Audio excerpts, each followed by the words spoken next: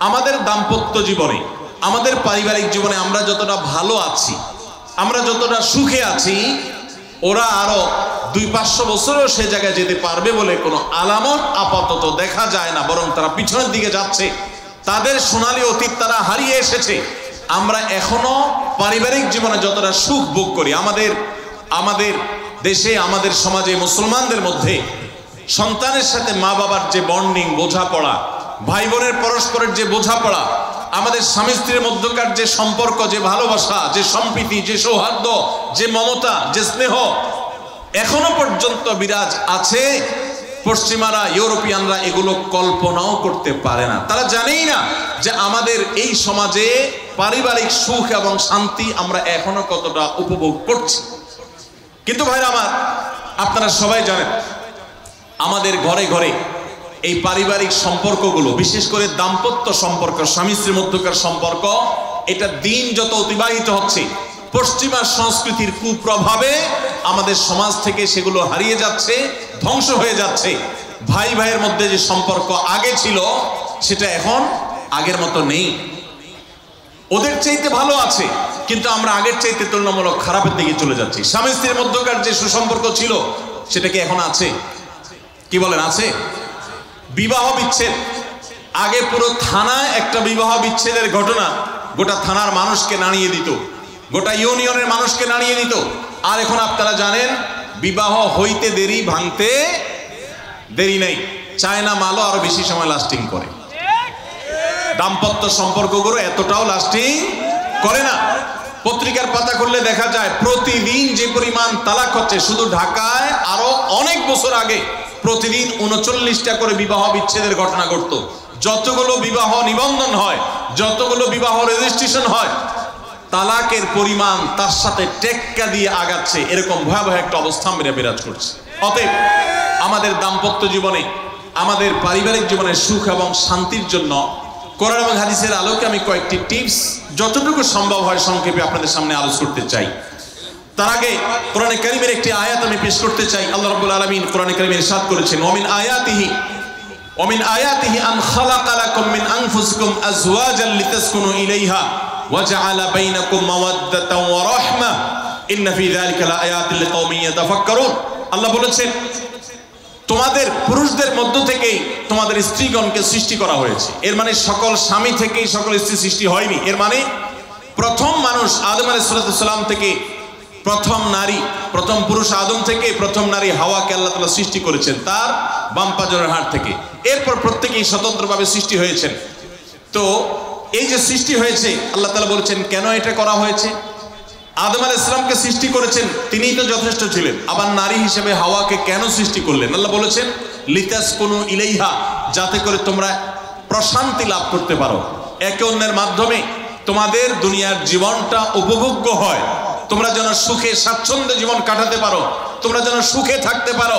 এই আয়াত থেকে বোঝা গেল দাম্পত্য জীবনে সুখে থাকা এটা জীবনের সুখের অন্যতম মানদণ্ড। যার দাম্পত্য জীবনের সুখী না, সে অনেক সম্পদশালী হতে পারে, অনেক প্রভাবশালী হতে পারে, অনেক পদের অধিকারী হতে পারে, অনেক বড় দায়িত্বশীল হতে পারেন, অনেক বড় নেতা হতে পারেন, অনেক বড় পরিচিত পপুলার মানুষ হতে পারেন। তিনি সুখী না। সুখের অন্যতম বড় একটা প্যারামিটার হলো দাম্পত্য জীবনে সুখী হওয়া, স্বাচ্ছন্দ্যশীল হওয়া। তো নবী করিম সাল্লাল্লাহু আলাইহি সাল্লাম তিনি আমাদেরকে এমন কিছু নির্দেশনা দিয়ে গেছেন যেগুলো অনুসরণ করলে দাম্পত্য জীবনে আমরা সুখী হতে পারবো ইনশাআল্লাহ তাআলা। আল্লাহ বলেছেন যে জাআলা বাইনাকুম মাওয়াদ্দাতান ওয়া রাহমা, স্বামী স্ত্রীর মধ্যে আল্লাহ রাব্বুল আলামিন ভালোবাসা এবং সম্প্রীতি সৃষ্টি করে দিয়েছেন। দেখুন, স্বামী স্ত্রীর মধ্যকার যে সম্প্রীতি, বিবাহের মাধ্যমে বৈবাহিক জীবনে যে সম্প্রীতি হয়, যে ভালোবাসা হয়, বিবাহিত মানুষরা জানেন এই ভালোবাসা আল্লাহ তাআলা অন্য কোনো মাধ্যমে দান করেন না, অলৌকিক। শুধুমাত্র বিবাহের বন্ধনটা হওয়ার সঙ্গে সঙ্গেই পরস্পর প্রতি যে আন্তরিকতা হয়, যে ভালোবাসা হয়, এটা পৃথিবীতে বিরল।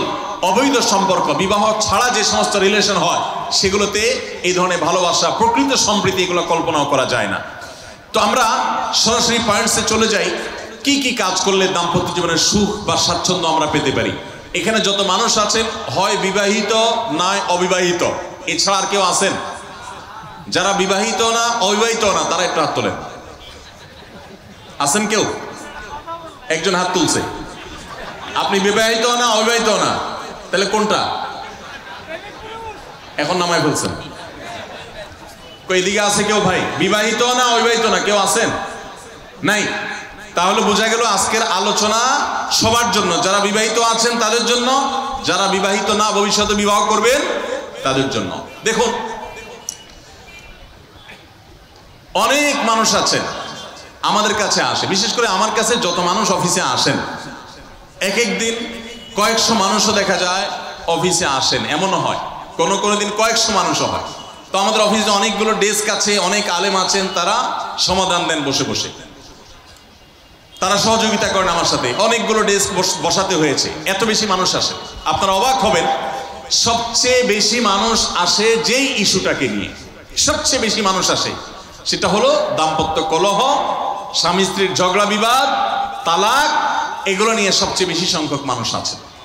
এবং আপনারা আরো অবাক হবেন, গরিব মানুষদের মধ্যে স্বামী স্ত্রীর মধ্যকার দূরত্ব, তাদের মধ্যকার কলহ, দ্বন্দ্ব, ঝগড়া, ফাসাদ, এগুলোর পরিমাণ বা রেশিও যত বেশি, টাকা পয়সা যাদের আছে, সামাজিক অবস্থান যাদের ভালো, আমার অভিজ্ঞতা হলো তাদের মধ্যে দাম্পত্য জীবনে কলহের পরিমাণ তুলনামূলক বেশি। তাহলে অনেক যুবক আছেন যারা বিয়ে শাদী এখনো করেন নাই, শুধুমাত্র হাতটা কসলাচ্ছেন আর চিন্তা করতেছেন চাকরিটা শুরু করতে পারি, ব্যবসাটা শুরু করতে পারি, বিদেশটা যায় সারতে পারি, টাকার বস্তা কামাই করে ফেলবো। তখন বউ একেবারে শুয়ের মতো সোজা থাকবে, আমাকে দিল জুড়ে ভালোবাসবে, আদর করবে, ভালোবাসা হবে, সমৃদ্ধি হবে, চোখে মুখে লাল নীল রঙিন স্বপ্ন অনেক যুবক ভাইরা এখনো দেখছেন। আপনাদেরকে বলছি, টাকা পয়সা দিয়ে দাম্পত্য জীবনে শান্তি কেনা যায় না। টাকা পয়সা এবং সামাজিক অবস্থান দিয়ে মানুষ সুখী হয় না। আমাদের কাছে অনেক মানুষ এসে চোখের পানি ফেলেন, তাদের সামাজিক অবস্থান অনেক মজবুত, তাদের সামাজিক স্ট্যাটাস কল্পনার অতীত, কিন্তু তারা পারিবারিকভাবে সুখী নন। আমানতদারিতার কারণে তাদের প্রাইভেসি রক্ষা করি আমরা, কখনো ইশারাঙ্গিত আমরা তাদের প্রাইভেসি ভঙ্গ হতে পারে সেভাবে বলি না।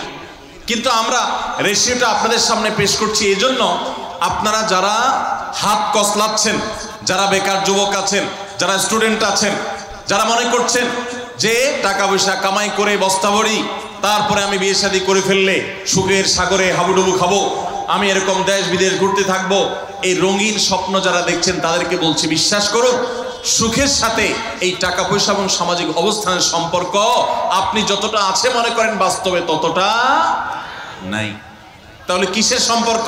আসুন আমরা সেই জায়গায় চলে যাই। নাম্বার 1, সুখী দাম্পত্য জীবনের জন্য পুরুষ এবং নারী উভয়ের জন্য সর্বপ্রথম এবং প্রধান করণীয় হলো আল্লাহ তাআলার কাছে অনেক আগে থেকে দোয়া করতে থাকা, দরখাস্ত সাবমিট করা যে আল্লাহ, আমার পরিবার, আমার স্ত্রী, আমার অনাগত সন্তান সন্ততি যারা আসবে আমার বংশে, আমার ঘরে, আমার সংসারে, আমার পরিবারে, আল্লাহ আপনি তাদেরকে নেককার, তাদেরকে মুত্তাকিদের ইমাম এবং তাদেরকে এমন মানুষ বানিয়ে দেন যেন তারা চক্ষু শীতলকারী হয়। আপনাদেরকে একটা দোয়া শিখাতে চাই, অনেকে হয়তো জানেন, সূরা ফুরকানের ৭৪ নম্বর আয়াত। সূরার নাম কি বলেছি? ফুরকান। আয়াত নম্বর কত বলেছি? ৭৪। আমার বুঝজ্ঞান হইছে থেকে নিয়ে ছাত্র জীবনে যখন আমি অনেক ছোট ছিলাম, এই দোয়া যেদিন আমি পড়েছি কোরআনে, ওই দিন থেকে আজও পর্যন্ত আমার মনে হয় না আমার জীবনে 2 মিনিটের কোনো দোয়াও যদি হয়, 1 মিনিটের দোয়াও যদি হয়, মুহূর্তের দোয়াও যদি হয়, আমি এই দোয়াটা কখনো মিস করি বলে, জ্ঞাতসারে মিস করি বলে আমার মনে পড়ে না। ছাত্র জীবন থেকে শুরু করেছি, আজও পড়ে যাচ্ছি। আলহামদুলিল্লাহ, আল্লাহর কাছে শুকরিয়া আদায় করে আপনাদেরকে বলতে পারি, এই দোয়ার সুফল আমি নিজের চোখে দেখেছি, আমি নিজে ভোগ করছি। এজন্য আপনাদেরকে আমি বলতে চাই, বিবাহিত হন কিংবা অবিবাহিত হন, আপনার দাম্পত্য জীবনের সুখের জন্য সর্বপ্রথম এবং প্রধান করণীয় হলো এই দোয়া। এর বাইরে আরো সাধারণভাবে আল্লাহ তাআলার কাছে দোয়া করতে থাকা, যেন আল্লাহ তাআলা আপনাকে এমন একজন জীবন সঙ্গী দেন।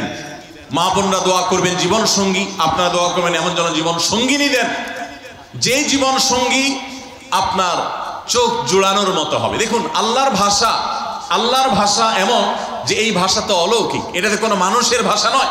দোয়ার ভাষ্য লক্ষ্য করেন। আল্লাহ শিক্ষা দিচ্ছেন আমাদেরকে, রব্বানা হাব লানা মিন আজওয়াজিনা ওয়া যুররিয়াতিনা কুররাতা আয়ুন। হে আমাদের রব, আমরা আপনার কাছে এমন স্ত্রী চাই, এমন সন্তান চাই, এমন পরিবার চাই, যেই পরিবারের সদস্য আমার স্ত্রী, আমার সন্তানরা আমার নয়ন জুড়াবে, আমার চোখ জুড়াবে, এরকম মানুষ চাই। একটু ভাষাটা লক্ষ্য করুন। আমরা সাধারণত দোয়া করলে কি চাই? আমরা এক একটা দিক চাই। ধরুন আপনার স্ত্রী মাশাআল্লাহ অনেক সুন্দরী, অপূর্ব সুন্দরী, তিনি আল্লাহ তাআলা তাকে অনেক রূপ লাবণ্য দিয়েছেন, কিন্তু তার যদি চরিত্রটা খারাপ হয়, তাহলে এই স্ত্রীকে আপনার নয়ন জুড়াবে, চোখ জুড়াবে, চক্ষু শীতলকারী হবে? আপনার স্ত্রীর চরিত্রও ভালো, দেখতে শুনতেও মাশাআল্লাহ সুন্দর, কিন্তু পড়ালেখা নাই, বুদ্ধি শুদ্ধি নাই, একটু বেকুব কিসিমের, তাহলে কি আপনার চোখ জুড়াবে? ভালো লাগবে? আপনার স্ত্রী শিক্ষা দীক্ষাও আছে, জ্ঞান গরিমায় মাশাআল্লাহ তিনি ভালো, রিচ, সমৃদ্ধ, আবার চেহারা সুন্দর, আবার তার মধ্যে তার চরিত্রের সমস্যা নেই, কিন্তু সমস্যা কি? সমস্যা ধরুন তার ভিতরে এমন রোগ আছে, শারীরিক রোগ, যেই রোগের কারণে আপনার জন্য সেটা বড় কঠিন পরিস্থিতির মুখোমুখি হতে হয়। ধরুন দুরারোগ্য কোনো ব্যাধি আছে, মরণ ব্যাধি আছে, এমন কোন রোগ আছে যেটার কারণে আপনাকেও সাফার করতে হয়, তাহলে এই স্ত্রী কি আপনার চোখ জোড়াবে? ঠিক একই কথা স্বামীর ক্ষেত্রে প্রযোজ্য, সন্তানের ক্ষেত্রে প্রযোজ্য। আল্লাহ তাআলা এমন একটা শব্দ শিক্ষা দিয়েছেন, দেখুন, আল্লাহর কাছে চাইতেও জানতে হয়। উল্টাপাল্টা দোয়া করলে দোয়া পূরণ হয়ে যাবে, কবুল হয়ে যাবে, কিন্তু আপনার কাজ হবে না। অনেক যুবক আছে আল্লাহর কাছে দোয়া করে, আল্লাহ বেশি না, লাখ পাঁচেক টাকা চাই। কত? লাখ পাঁচেক। অনেক যুবক লিখে দেয় আমাদেরকে, হুজুর দোয়া করবেন, বেশি না, আমি আল্লাহর কাছে লাখ পাঁচেক টাকা চাই। আল্লাহরে টার্গেট দিয়ে দিছে, কত লাগবে? 5 লাখ। কেন? একটা বাইক কিনবে, যুবক মানুষ, রাস্তাঘাটে বাইক ছাড়া চললে ভালো লাগে না, আর একটা ভালো সেট কিনবে, না হলে ফেসবুক স্ট্যাটাস ভালো করে দেওয়া যায় না, ছবি তুলে দেওয়া যায় না। সাইফুল্লাহ ভাই ছবি তুলে দিতে বলছেন না, মাহফিলের ছবি তোলা যায় না। আর কিছু টাকা দিয়ে ছোটখাটো একটা দোকান কিছু একটা করবে, বিয়ে শাদীর ব্যবস্থা করবে, বাস, বেশি কিছু চাই না। তো আল্লাহ তাআলা 5 লাখ টাকা ধরেন আপনাকে দিয়ে দিল, সাথে একটা রোগও দিয়ে দিল, ওই রোগে খরচ হবে 6 লাখ। তাহলে আপনার এই 5 লাখের কোনো মানে আছে? আপনারা একটা প্রসিদ্ধ ঘটনা অনেকেই শুনেছেন, একটা চুটকি, যে এক যুবক দোয়া করছে, আল্লাহ তোমার কাছে আমি এমন একটা লাইফ চাই, বিশেষ করে বেকার যুবকরা এগুলো বেশি দোয়া করে, আল্লাহ তোমার কাছে এমন একটা লাইফ চাই, বেশি কিছু না, যে লাইফে 2 হাত ভর্তি টাকা থাকবে আর আশপাশে শুধু নারী আর নারী থাকবে, এরকম একটা লাইফ চাই। তো আল্লাহ তাআলা তার দোয়া কবুল করে ফেলছে। দোয়া কি করছেন? কবুল করে ফেলছে। দোয়া কবুল করছেন কিভাবে? দোয়া কবুল করে তাকে আল্লাহ তাআলা এমন একটা বাসের কন্ট্রাক্টর বানিয়ে নিয়েছেন, যে বাসটা হলো মহিলা বাস, চারপাশে শুধু নারী আর নারী, সব মানুষের, আর হাত ভর্তি টাকা আর টাকা সব বাস মালিকের। দোয়া কিন্তু কবুল হয়ে গেছে। তো আল্লাহ তাআলার কাছে উল্টাপাল্টা দোয়া করলে কি হয় দেখছেন? দেখুন, দাম্পত্য জীবনে সুখের জন্য দোয়া কিভাবে করতে হবে আল্লাহ শিখিয়ে দিয়েছেন। রব্বানা হাব লানা মিন আজওয়াজিনা ওয়া যুররিয়াতিনা কুররাতা আয়ুন। আল্লাহ আমার পরিবারের সদস্যরা যেন এমন হয় যে তাদেরকে দেখলে আমার নয়ন জুড়িয়ে যাবে। অর্থাৎ নয়ন জোড়াতে হলে সব দিক থেকে পারফেক্ট হতে হবে, সব দিক থেকে ভালো হতে হবে, তখনই তো দিল জোড়াবে। ওয়াজআলনা লিল মুত্তাকিনা ইমামা। আর আমাদের সবাইকে, গোটা পরিবারকে আপনি মুত্তাকিদের ইমাম বানায় দেন, সৎ মানুষ বানায় দেন। কারণ সৎ যদি না হয়, আল্লাহভীরু যদি না হয়, তাহলে কখনো তাদের মাধ্যমে আপনি সুখ শান্তি পেতে পারেন না। তাহলে প্রথম করণীয় দাম্পত্য জীবনের সুখের জন্য, সুখী দাম্পত্যের জন্য আল্লাহর কাছে দোয়া করতে থাকে। সূরা ফুরকানের ৭৪ নম্বর আয়াত, এর পাশাপাশি আরো যত আয়াত আছে, অথবা সাধারণভাবে আপনি আল্লাহর কাছে, আল্লাহ আমি ভালো সঙ্গী যেন পাই, সেজন্য দোয়া করতে থাকবো। আল্লাহ আমাদেরকে তৌফিক দান করুন। নাম্বার 2, জীবন সঙ্গী নির্বাচনের ক্ষেত্রে দিনদারিতাটাকে অগ্রাধিকার দেওয়া। কোনটাকে অগ্রাধিকার দেওয়া? ধার্মিকতাকে অগ্রাধিকার দেওয়া। নবী করিম সাল্লাল্লাহু আলাইহি ওয়াসাল্লামের প্রসিদ্ধ একটা হাদিস আপনারা অনেকে শুনেছেন। তিনি বলেছেন, তুনকাহুল মারআতু লি আরবা। 4টি জিনিস দেখে সাধারণত মেয়েদেরকে বিয়ে করা হয় বা মেয়েরা ছেলেদেরকে বিয়ে করে, চারটে জিনিস। সে চারটে জিনিসে একটি হলো লিমালিহা, সাধারণত পয়সা করে দেখে বিয়ে করা হয়। অনেক ছেলে ফেলে আছে দেখবেন, ছেলে ফেলে কি মুরব্বীরাও আছেন অনেকে, যে ছেলে বিয়ে করার জন্য পয়সাওয়ালা বাপের মেয়ে খুঁজে, আছে না নেই? পয়সাওয়ালা বাপের মেয়ে খুঁজে। কত যুবক যে এই পর্যন্ত চিরকুট লিখে পাঠিয়েছে আমাদের কাছে যে হুজুর বেকার, এর জন্য কেউ মেয়ে বিয়ে দিতে চায় না। আবার অনেকে লিখে পাঠিয়েছে হুজুর সরকারি চাকরি ছাড়া মেয়ের বাবারা মেয়ে দিতে চায় না। আছে না এই সমস্যা? তো নবী সাল্লাল্লাহু আলাইহি সাল্লাম বলেছেন সম্পদ দেখে অনেকে বিয়ে করে, আবার অনেকে রূপ লাবণ্য চেহারা ছবি দেখে বিয়ে করে, অনেকে সামাজিক অবস্থান প্রতিপত্তি বংশমর্যাদা দেখে বিয়ে করে, আর অনেকে দিনদারিতা ধার্মিকতা দেখে বিয়ে করে। নবী সাল্লাল্লাহু আলাইহি সাল্লাম বলেছেন ফাজফার বিজাতিদ দ্বীন, তোমরা বিয়ের ক্ষেত্রে এই ধার্মিকতা দেখে বিয়ে করে সেই বিয়ে তোমরা সফল হওয়ার চেষ্টা করবে, কারণ এটাই হলো সুখের মূল চাবিকাঠি। আপনার স্ত্রী, আপনার স্বামী, আপনার জীবন সঙ্গী সঙ্গিনী যদি নেককার হন, আল্লাহভীর হন, তার যদি কোনো একটা জায়গায় সারেন্ডার করার জায়গা থাকে, তো আপনি নিশ্চিত থাকতে পারেন তাকে নিয়ে আপনি সুখে থাকবেন। আর যদি সে আল্লাহর কাছে নিজেকে সারেন্ডার না করে, আল্লাহর কাছে নিজেকে আত্মসমর্পণ না করে, মুত্তাকি না হয়, আল্লাহভীরু না হয়, তাহলে তাকে দিয়ে আপনি কখনো প্রকৃত সুখ সন্ধান করতে পারবেন না। এজন্য ভাইরা, দাম্পত্য জীবনের সুখের জন্য দ্বিতীয় গুরুত্বপূর্ণ বিষয় হলো জীবন সঙ্গী সঙ্গে নির্বাচন করার ক্ষেত্রে অন্য যাই থাকুক আর না থাকুক ধার্মিকতা আছে কিনা এটা দেখতে হবে। এটা যদি দেখেন তাহলে সেক্ষেত্রে ইনশাআল্লাহ আপনি সুখী হবেন। ধার্মিকতার আবার সংজ্ঞা কি? এখানে মুশকিল হলো আজকাল মেয়েদের বোরকা পরলেই মনে করা হয় ধার্মিক, ছেলেরা নামাজ পড়তেছে মনে করা হয় ধার্মিক। এইটুকুই শুধু ধার্মিকতার সংজ্ঞা নয়, ধার্মিকতার সবচেয়ে বড় সংজ্ঞা হলো কোরআন এবং হাদিসের সামনে সে নিজেকে আত্মসমর্পণ করে কিনা, সে সারেন্ডার করে কিনা, আল্লাহর নির্দেশ পেয়েছে, রাসূলের নির্দেশ পেয়েছে, আল্লাহর নিষেধাজ্ঞা রয়েছে, সেই জায়গায় সে থেমে যায় আর সে আগে বাড়ে না, নিজেকে সমর্পণ করে দেয়, মাথা নত করে ফেলে। এরকম যদি হয় তাহলে সেই ছেলে নিয়েও সুখী থাকবেন, সেই মেয়ে নিয়েও সুখী থাকবেন। আমি বিশেষ করে মেয়ের বাবারা যারা নিজের মেয়ে বিয়ে দেওয়ার জন্য সরকারি চাকরিজীবী খুঁজেন, পয়সাওয়ালা খুঁজেন, বিভিন্ন বড় বড় পদে থাকা মানুষগুলোকে খুঁজে বেড়ান, আমি তাদেরকে বলি আপনার মেয়ের জন্য ফজরের নামাজের সামনের কাতারে থাকা যুবকগুলোকে খুঁজে বের করেন। এই যে যুবকরা চিৎকার করছে সবাই ফজর নামাজ পড়েন, আল্লাহ সব যুবককে ফজর নামাজ জামাতের সাথে পড়ার তৌফিক দান করুন। ভাইরা আমার, যেই ছেলে আল্লাহকে ভয় করে, যেই ছেলের ভিতরে কোরআন এবং হাদিসের কাছে আত্মসমর্পণ করার মতো মানসিকতা আছে, এই ছেলে আর যা হোক তার স্ত্রীকে কখনো কষ্ট দিবে। যেই মেয়ে কোরআন হাদিসের কাছে নিজেকে সমর্পণ করেছে, কোরআন হাদিস যেহেতু স্বামীকে শ্রদ্ধা করতে বলে, এই মেয়ে কখনো স্বামীর প্রতি অশ্রদ্ধা করবে না। অতএব দাম্পত্য জীবনের অনেক গুরুত্বপূর্ণ একটা পয়েন্ট হলো এটা, যে আপনি তার রূপ লাবণ্য, সামাজিক অবস্থান, সম্পদ, পয়সা কড়ি এগুলো দেখেন বা না দেখেন, প্রধান বিবেচ্য বিষয় হবে তার ধার্মিকতা। এটা যদি দেখেন ইনশাআল্লাহ দেখবেন যে আপনি সুখে থাকবেন। আল্লাহ তাআলা আমাদের সবাইকে দিকটাকে বিবেচনা করে আমাদের দাম্পত্য জীবনকে গড়ে তোলার তৌফিক দান করুন। তৃতীয় যে পয়েন্টটি বলতে চাই তা হলো দাম্পত্য জীবনের সুখের মূল মন্ত্র হলো সবর এবং শুকর। সবর এবং আমাদের দেশে সর্বস্তরে, শুধু দাম্পত্য জীবনে না, সব ক্ষেত্রে বেসবরি, ধৈর্যহীনতা, অসহিষ্ণুতা এটা এমন পর্যায়ে চলে গেছে, আপনারা পত্রিকার পাতা খুললেই দেখবেন যে বিয়ে বাড়িতে চিংড়ি মাছ দেওয়া হয়েছে সাইজ একটু ছোট, সেজন্য মারামারি হয়ে শুধু বিয়ে ভাঙছে তা না, 2-4 জন মারাও গেছে। শোনেন না আপনারা? মানে তা 4-5 দিন আগে নিউজ দেখলাম যে বিয়ের অনুষ্ঠানে সামান্য একটু কথা কাটাকাটিকে কেন্দ্র করে মেয়ের ভগ্নিপতি না খুব নিয়ারেস্ট একজনকে পিটিয়ে মেরেই ফেলেছে। ভাইরা আমার,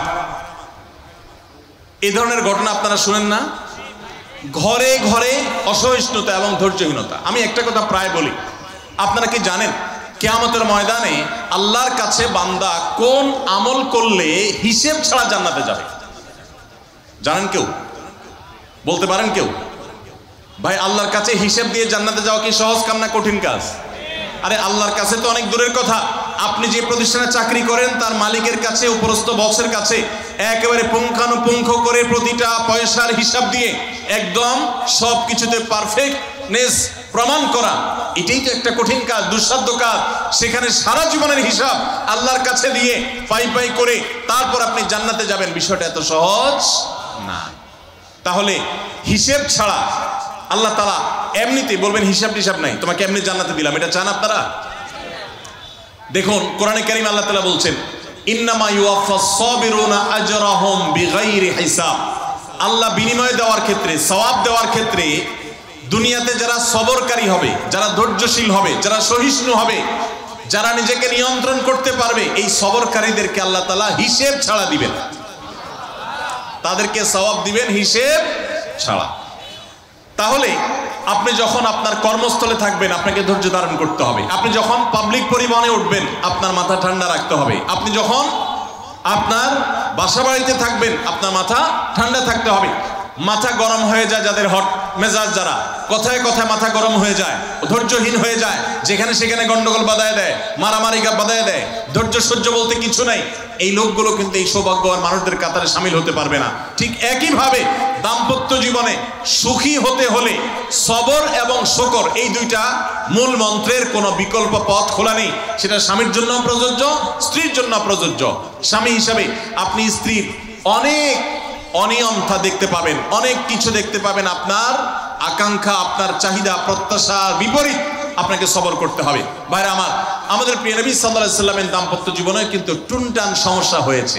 আপনারা মনে করতে পারেন নবী সাল্লাল্লাহু আলাইহি সাল্লামের ঘর, ওনার স্ত্রীগণ সাহাবী, তারা উম্মুল মুমিনিন আমাদের মা, এত মর্যাদাবান মানুষ তারা, তাদের আবার ঝামেলা হয়েছে। ভাই দাম্পত্য জীবনে টুকটাক সমস্যা তাদেরও হয়েছে। প্রিয় নবী সাল্লাল্লাহু আলাইহি সাল্লাম নিজে একদিন বাসা ছেড়ে মসজিদে নববীতে এসে মন খারাপ করে বসেছিলেন, তিনি বাসায় যাচ্ছেন না, অভিমান করে। ওমর রাদিয়াল্লাহু তাআলা আনহু বিষয়টা বুঝতে পেরে তার মেয়ে যেহেতু নবী সাল্লাল্লাহু আলাইহি সাল্লামের স্ত্রী, তিনি সেখানে গিয়ে ভেতরে প্রবেশ করে তার সাথে কথা বলে তথ্য উদ্ঘাটন করে সেটা মিটমাট করার ব্যবস্থা করেছেন। স্বয়ং নবী করিম সাল্লাল্লাহু আলাইহি সাল্লামের জামাতা, ইসলামের চতুর্থ খলিফা আলী রাদিয়াল্লাহু তাআলা আনহু, তার মতো এত মর্যাদাবান মানুষ, তার ঘরে স্ত্রী হিসাবে আছেন কে? মুহাম্মদ সাল্লাল্লাহু আলাইহি সাল্লামের মেয়ে, জান্নাতে নারীদের সর্দার ফাতেমা রাদিয়াল্লাহু তাআলা আনহা। এত বড় মানুষ তারা, স্বামী স্ত্রী দুইজন, দুই দিককার নেতৃত্বে, একজন যুবকদের নেতৃত্ব দিবে, আরেকজন জান্নাতি যুবতীদের, নারীদের নেতৃত্ব দিবে। এত বড় মর্যাদাবান মানুষ, তাদেরও দাম্পত্য জীবনে কিন্তু টুনটান হয়েছে। একবার আলী রাদিয়াল্লাহু তাআলা আনহু এসে মসজিদে টানটান হয়ে শুয়েছিলেন মাটিতে, মনটা খারাপ, ঘরে একটু হালকা ঝামেলা হয়েছে, তো এই জন্য মসজিদে নববীতে এসে মাটিতে শুয়ে আছেন।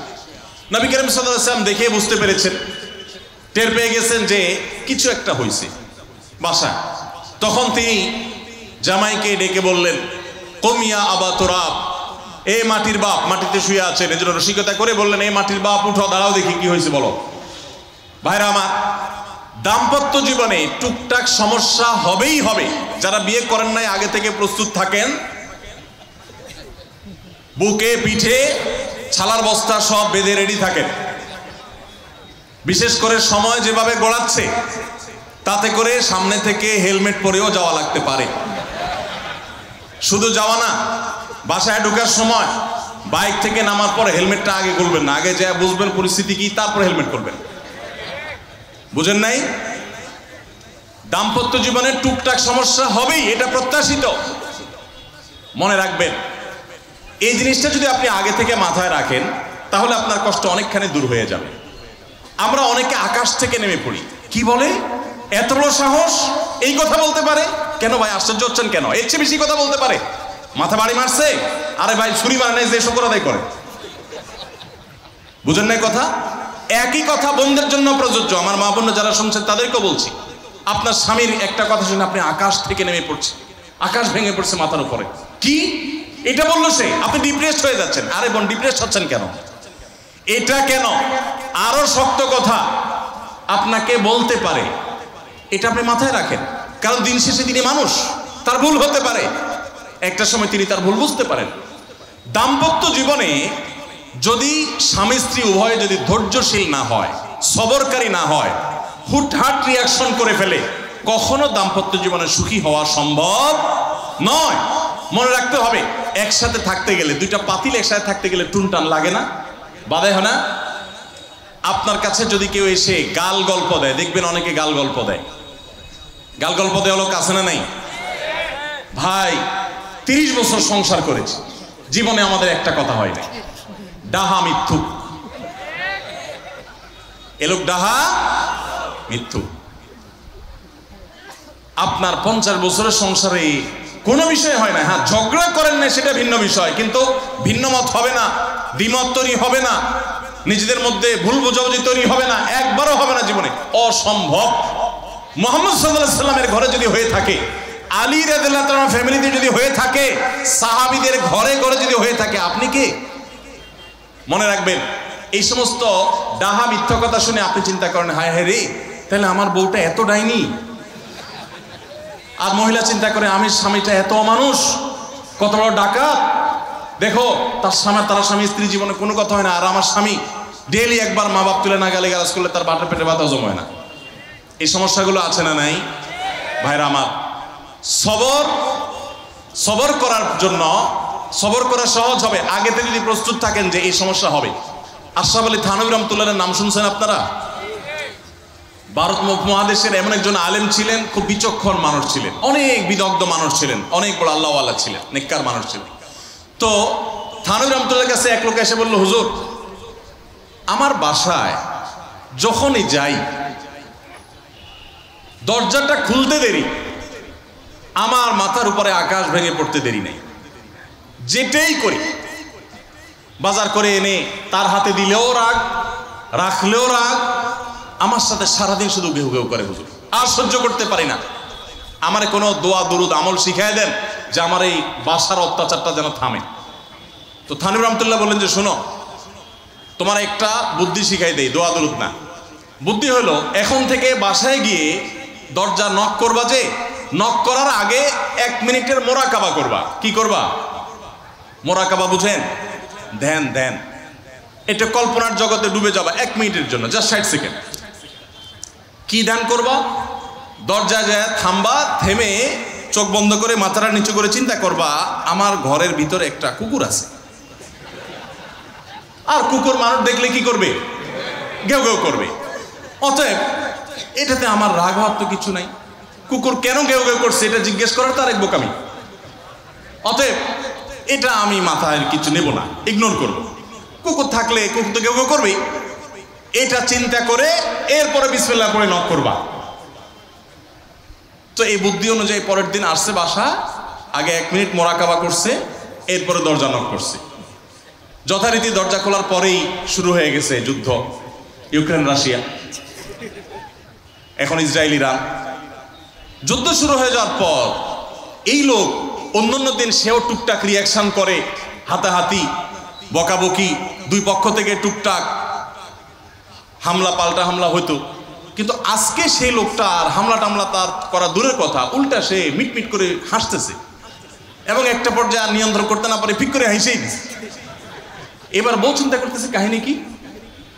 কারণ যারা ঝগড়া করে তাদের সাথে পাল্টা ঝগড়া না করলে কিন্তু মেজাজ গরম হয়।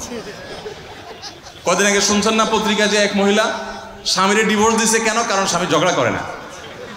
কদিন আগে পত্রিকা দেখছে।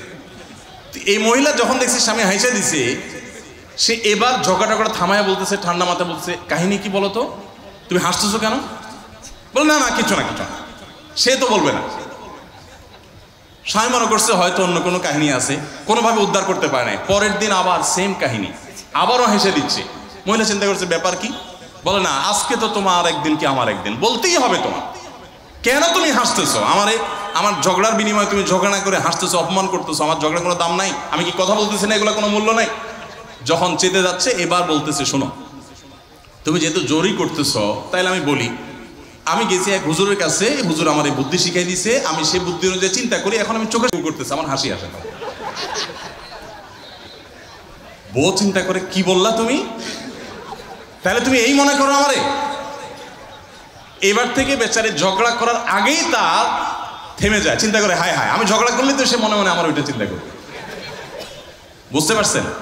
দাম্পত্য জীবনে একটু বুদ্ধিশুদ্ধি করে না চললে, শুধুমাত্র সোজা হয়ে দোয়া দুরুদ পড়বেন আর সব সোজা হয়ে যাবে, শুয়ের মধ্যে এত সোজা না। একটু বুদ্ধিশুদ্ধি খাটায় চলতে হয় এবং সবর করতে হয়। এই যে ভদ্রলোক যদি সবর না করতেন, তাহলে মারামারি কাটাকাটি করে কখনো সমাধান হয় না। স্বামী স্ত্রী উভয়কেই আমরা এই যে ঘটনা বলেছি, এই ঘটনার মাধ্যমে কাউকে ছোট করার উদ্দেশ্য না, জাস্ট বোঝানোর উদ্দেশ্য। এটা বিপরীত দিক থেকেও হতে পারে যে আমরা সবর করতে হবে দাম্পত্য জীবনে।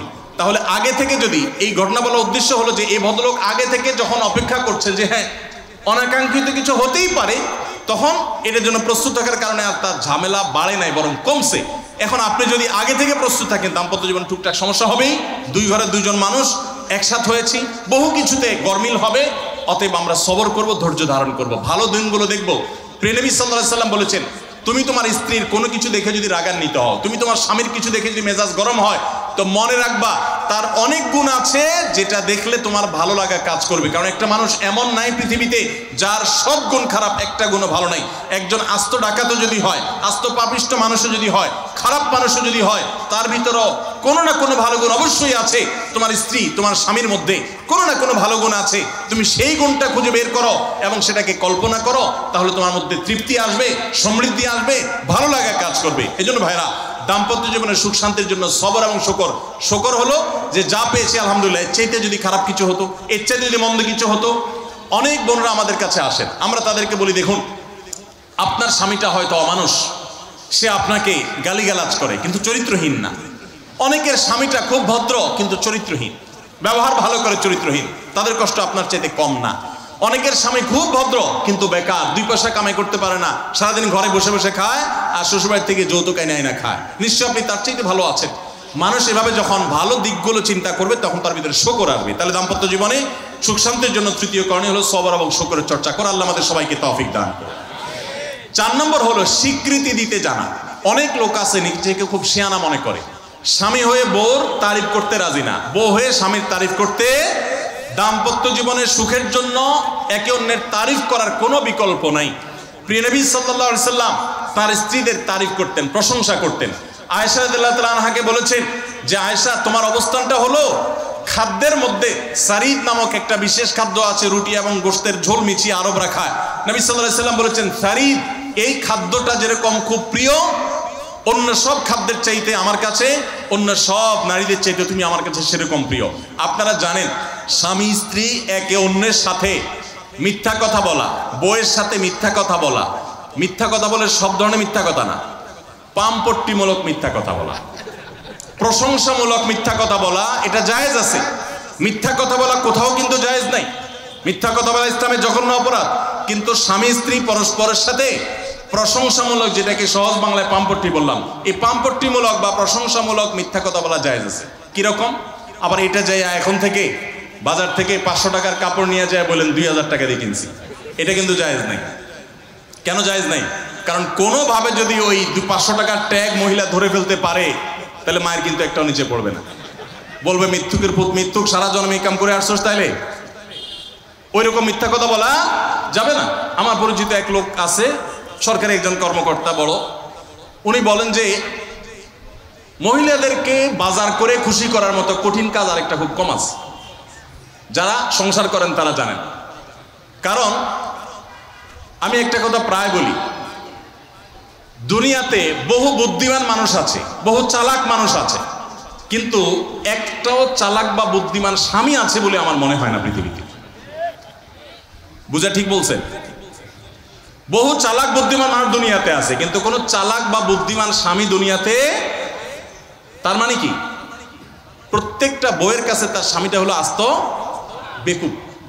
যত বড় শিক্ষিত হোক, যত বড় রাজনীতিবিদ হোক, যত বড় মাথাওয়ালা হোক, যত বড় শেয়ানা হোক, যত বড় ব্যবসায়ী হোক, বউয়ের কাছে বউগুলা, সব বউরা, মহিলারা মনে করে কি এ বেটা বেকুব। ম্যাক্সিমাম ক্ষেত্রে এটার ভিতরে আলাদা একটা আনন্দ আছে। বউয়ের কাছে বেশি শেয়ানা সাজার ভিতরে বেশি আনন্দ নাই। পরিবারের কাছে বেশি শেয়ানামি করতে হয় না, সেখানে বোকা সাজার ভিতরে একটা আনন্দ আছে।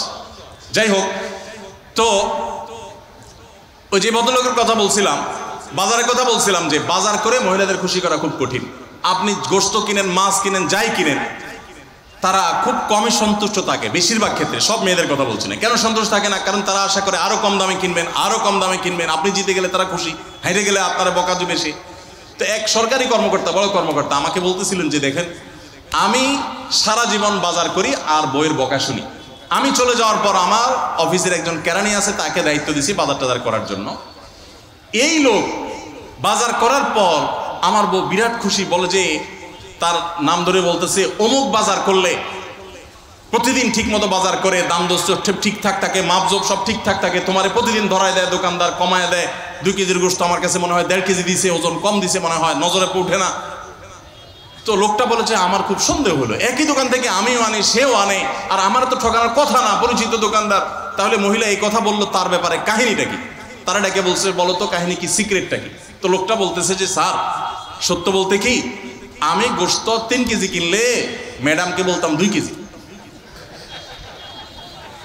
1000 টাকা কিনলে ম্যাডামরে বলতাম 500 টাকা। টাকা তো আপনি দিবেন, আপনার সাথে বোঝাপড়া হবে, কিন্তু আমি জানি বাসায় এটা বললে বউরা খুশি থাকে, তো এই জন্য আমি একটু কমায় কমায় বলি দাম, আর জিনিস কমায় কমায় বলি। তখন সে প্রতিদিন 2 কেজি মাংস যেটা দেখে আপনি আনেন, আজকে দেখে যে সে 1 কেজি মাংস ওই পরিমাণ, তখন সে তো খুশি হবেই স্যার। তখন ওই লোকটা বলতেছে দেখেন, সে এইটা করে আমার গোটা সংসারে আগুন ধরায় দিস। তো এইভাবে মিথ্যা কথা বলা কিন্তু জায়েজ নাই। কোনো মিথ্যা কথা বলা জায়েজ আছে। ধরেন আপনি আপনার বউরে বললেন দেখো তুমি চাঁদের চাইতেও সুন্দর। কিসের চাইতে সুন্দর ভাই? চাঁদের চাইতে উজ্জ্বল মানুষ হয় সম্ভব? ডাহা মিথ্যা কথা না? কিন্তু এই মিথ্যা কথা বলা কি আছে? জায়েজ আছে। সৌদি আরবের একজন আলেম ডক্টর আয়েজ আল কারনি, মুসলিম বিশ্বের সবচেয়ে জনপ্রিয় আলেমদের মধ্যে একজন। ওনার একটা বক্তব্য আমি শুনেছি, অত্যন্ত চমৎকার কথা বলেন এবং দারুণ দারুণ টিপস দিয়ে থাকেন। উনি বলেন যে একটা ইউনিভার্সিটি প্রোগ্রামে স্টুডেন্টদের সামনে উনি বলছিলেন যে আমি একবার একটা আইডিয়া দিয়েছি দাম্পত্য জীবনের সুখ শান্তির জন্য। বলেন যে এটা ইমপ্লিমেন্ট করে অনেকেই সুফল পেয়েছেন, আমাকে ব্যক্তিগতভাবে জানিয়েছেন। টিপসটা কি? টিপসটা হলো উনি বলেন যে বাসায় ঢুকে মাঝে মধ্যে, সবসময় করলে আবার মাইর খাবেন, যখন দেখবেন বউয়ের মুড টুট ভালো আছে, বাসায় ঢুকে আস্তে করে লাইটের সুইচটা অফ করে দিবেন। তখন বউ কি ব্যাপার, লাইট বন্ধ করলা কেন?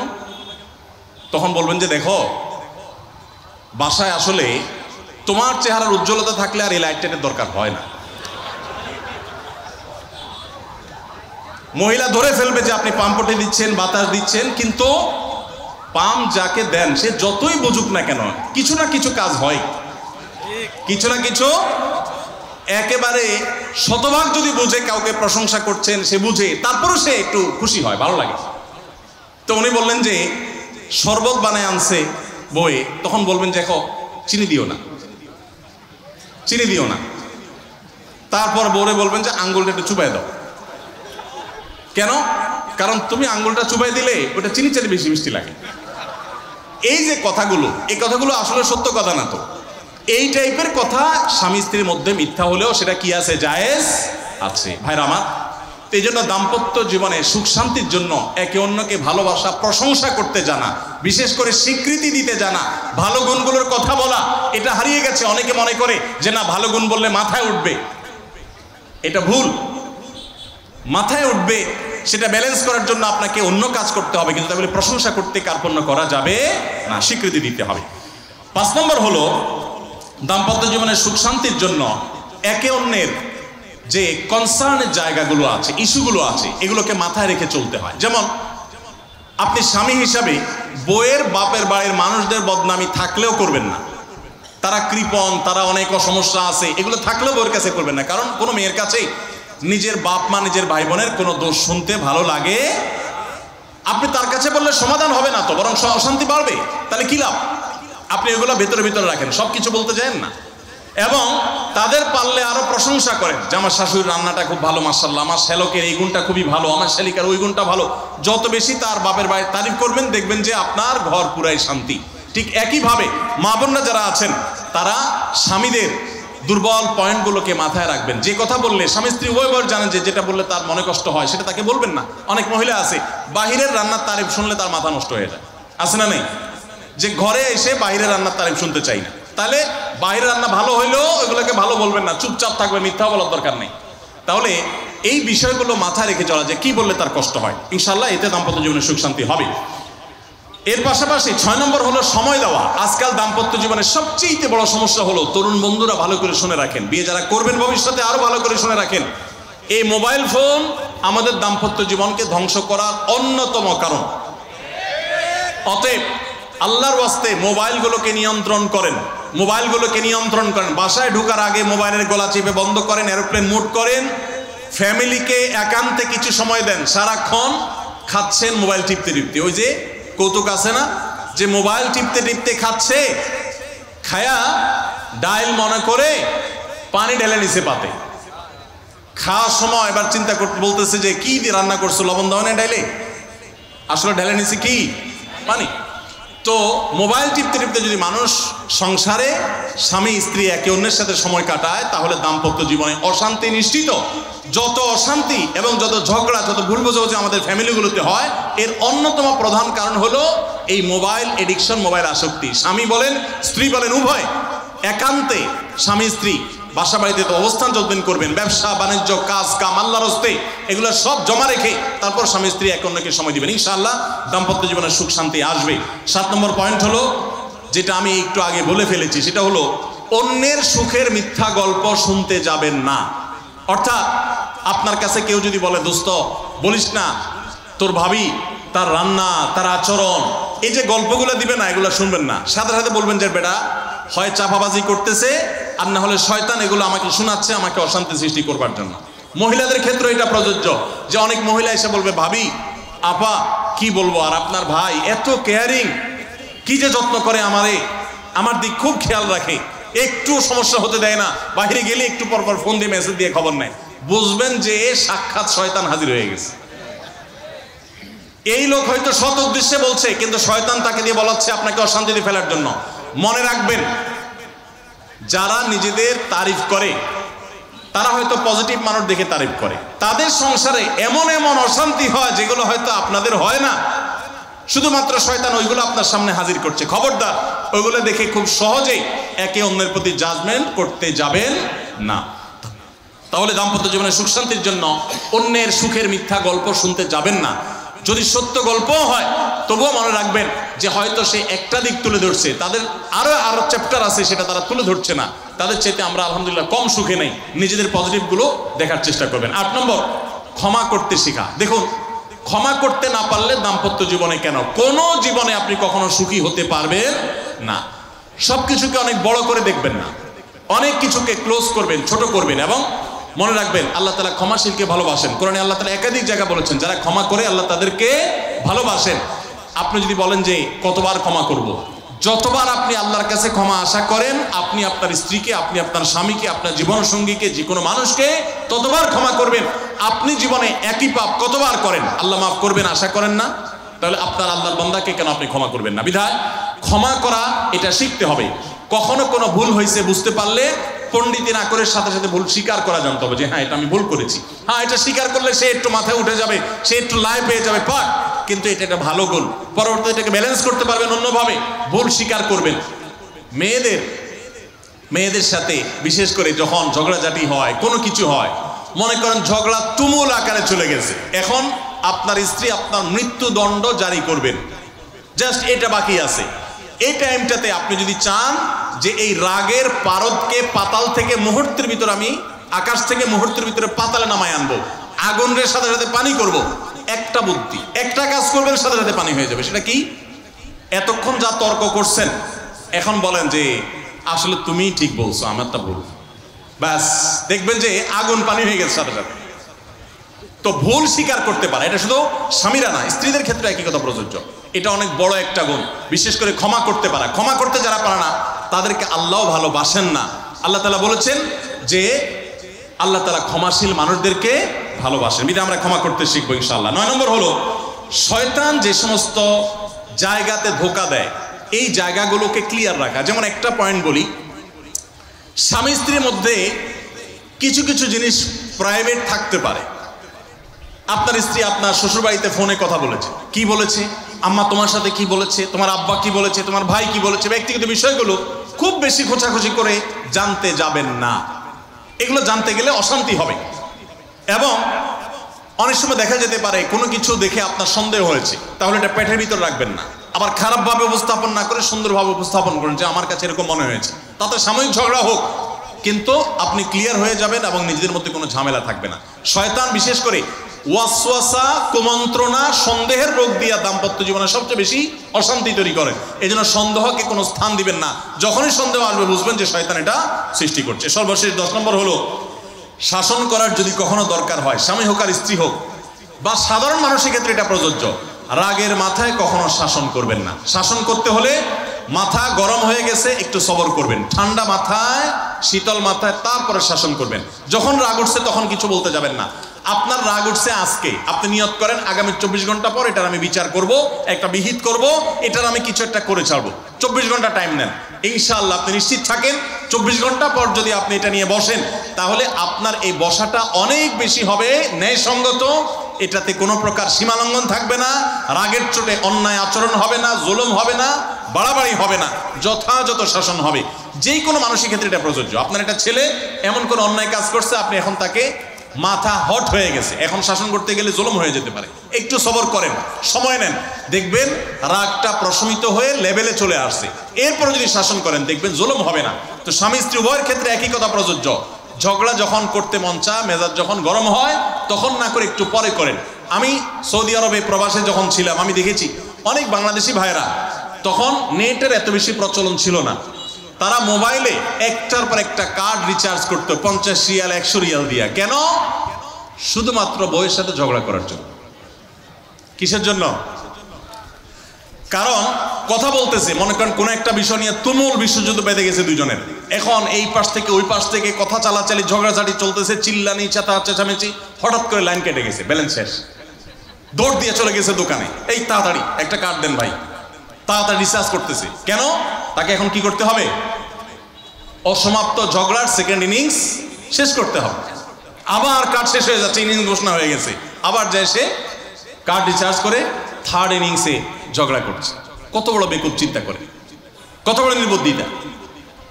এই ঝগড়াটা স্বামী স্ত্রী যদি দুই জায়গায় থাকেন, ফোনে যদি ঝগড়া হয়, আমি বুদ্ধি দেই যে ফোনটা যখনই দেখলেন যে ঝগড়া শুরু হয়ে গেছে তখন সাথে সাথে মোবাইলটা অফ করে ফেলা, অফ করে 3 দিন মাত্র রাখেন, অন্য একটা নাম্বার বাটন ফোন দিয়ে আপাতত অফিসের কাজ কাম ছাড়েন, আর বউয়ের সাথে যোগাযোগের নাম্বারটা 3 দিনের জন্য বন্ধ রাখেন। 3 দিন পরে মোবাইলটা আস্তে করে ওপেন করেন। এবার নিয়তি করেন যে ঝগড়া এটাই হবে, বউরে বলবেন দেখো তোমার সাথে ঝগড়া এখানে এই পর্যন্ত থামতেছে, আমরা এখান থেকে আবার শুরু করবো ইনশাল্লাহ 3 দিন পর।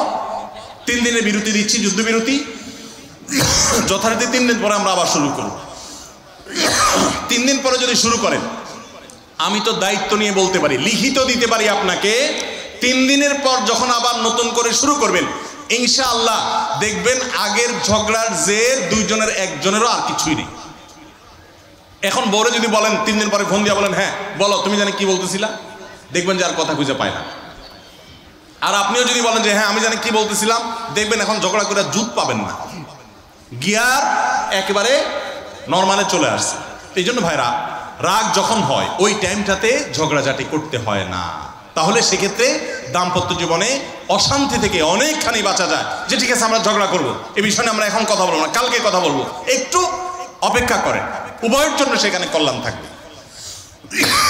আল্লাহ তাআলা আমাদের সবাইকে এসব বিষয়গুলোকে দেখে মেনে চলার তৌফিক দান করুন। আমি আবারও বলছি এই 10টা পয়েন্ট। নাম্বার 1, দাম্পত্য জীবনের সুখ শান্তির জন্য আল্লাহ তাআলার কাছে অনবরত সূরা ফুরকানের 74 নম্বর আয়াতে যে দোয়াটা আছে, রব্বানা হাব লানা মিন আজওয়াজিনা ওয়া যুররিয়াতিনা কুররাতা আয়ুন ওয়াজআলনা লিল মুত্তাকিনা ইমামা, এই দোয়া এছাড়া সাধারণভাবে আল্লাহর কাছে দোয়া করতে থাকে, আল্লাহ জীবনে যেন সঙ্গী হিসেবে যাকে পাবো সে যেন আল্লাহ ভীরু হয়, মুত্তাকি হয়, ভালো মানুষ হয়। এরপরও যদি খারাপ মানুষ পড়ে যায় তো মনে রাখবেন ফেরাউনকে আল্লাহ তাআলা আসিয়ার মতো নেককার মানুষ দিয়েছেন, আসিয়ার মতো নেককার মানুষের কাছে ফেরাউনের মতো অত্যাচারী স্বামী দিয়েছেন। আবার আল্লাহ তাআলা নূহ আলাইহিস সালামের মতো মানুষকে, লূত আলাইহিস সালামের মতো মানুষকে তাদের অবাধ্য এবং আল্লাহর প্রতি ঈমান আনে নাই এমন নারী এমন স্ত্রী দিয়েছেন। অতএব পরীক্ষা হিসাবে নেবেন, কিন্তু দোয়া করতে থাকবেন। নাম্বার 1 হলো দোয়া করতে থাকা। 2 নম্বর হলো জীবনসঙ্গী নির্বাচনের ক্ষেত্রে ধার্মিকতাকে সবকিছুর উপরে প্রাধান্য দিবেন। ধার্মিকতা থাকলে বাকি সব কিছুতে কম্প্রোমাইজ করবেন, এক্ষেত্রে কম্প্রোমাইজ করবেন না। অনেকে বলে, মেয়ে যদি বলে না ধার্মিক ছেলে ছাড়া আমি বিয়ে বসবো না, তো বাপ মা বা অন্য অনেকে বুঝায় যে না তুমি একটু কম্প্রোমাইজ করো, ছেলেকে পরে নামাজি বানাই নিও, ছেলের টাকা পয়সা আছে এটা ঠিক রাখো, নামাজি পরে বানাই নিও। সব সময় রেডিমেড পাইলে আপনি আর বানাতে যাবেন কেন? আগে দিনদারিতা দেখবেন, টাকা পয়সাওয়ালা বানাই নেওয়া যাবে, অন্য কিছু বানাই নেওয়া যাবে, কিন্তু দিনদারিতা সব কিছুর উপরে যেন থাকে। 3 নম্বর হলো সবর এবং শুকর। স্বামী স্ত্রী উভয়কে এটা যদি চূড়ান্তভাবে অবলম্বন না করে দাম্পত্য জীবনে শান্তি সম্ভব না। 4 নম্বর হলো একে অন্যের ভালো কাজগুলোর স্বীকৃতি দিতে জানতে হবে এবং প্রশংসা করতে জানতে হবে। এটা অনেক বড় একটা গুণ স্বামী স্ত্রীর, পরস্পরের প্রশংসা করতে পারা। এবং প্রশংসা করাটা একটা ভালো গুণ স্বামী স্ত্রীর। প্রশংসা করতে গিয়ে মিথ্যা বললে, বাড়িয়ে বললেও সেটা গুনাহ হবে না, স্বামী স্ত্রীর ক্ষেত্রে শুধুমাত্র এটা স্পেশাল। আর 5 নম্বর হলো স্বামী স্ত্রী পরস্পরের দুর্বল জায়গাগুলোতে আঘাত করা যাবে না। যে জিনিসটা কথা বললে তিনি মনে কষ্ট পান, ওইটা তাকে বলা যাবে না, ওইগুলো থেকে এড়িয়ে চলতে হবে। যে এই বিষয়ে তিনি কথা বলতে চান না, স্বামী তার মায়ের বিষয়ে কিন্তু বলে রাগ হয়ে যায়, তাইলে বিষয়ে আমি কোনো কথা বলবো না। ভুল থাকলেও সেগুলো দেখেও না দেখার ভান করব, সবর করব। আর 6 নম্বর হলো স্বামী স্ত্রী একে অন্যকে সময় দিবেন। সময় যদি দেন, এখন মহিলারাও সময় দেয় না, পুরুষরাও সময় দেয় না, এই জন্যই ভুল বোঝাবুঝি তৈরি হয়, দূরত্ব তৈরি হয়।